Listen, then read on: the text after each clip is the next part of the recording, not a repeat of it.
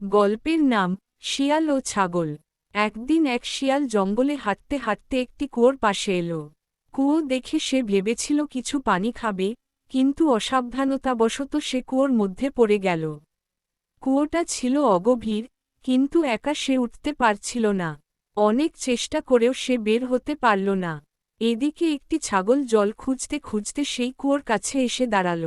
শিয়ালকে কুয়োর ভেতর দেখে সে জিজ্ঞাসা করল, বন্ধু, তুমি এখানে কি করছ?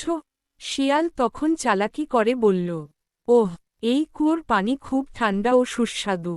আমি তো মজা করে পান করছি। তুমিও এসো, নামো আর পানি খাও। ছাগল না ভেবে চিনতে লাফিয়ে কুয়োর মধ্যে নেমে পড়ল। তখন শিয়াল বলল, বন্ধু, এখন তুমি একটু সোজা দাঁড়াও, আমি তোমার পিঠ বেয়ে উঠে যাব, তারপর আমি তোমাকে টেনে তুলব। ছাগল রাজি হল। শিয়াল ছাগলের পিঠ বেয়ে উঠে এল, কিন্তু একবার উঠেই সে হেসে বলল, তুমি আগে নামলে কেন? ভাবলে না কুয়ো থেকে কিভাবে উঠবে? এখন থাকো এখানে, আমি চলে গেলাম। শিয়াল চলে গেল আর ছাগল রইল কুয়োর মধ্যে। নৈতিক শিক্ষা: যে কোনো কাজ করার আগে ভেবে চিন্তে সিদ্ধান্ত নেওয়া উচিত। শুধু অন্যের কথা শুনে অন্ধভাবে কাজ করলে বিপদে পড়তে হয়।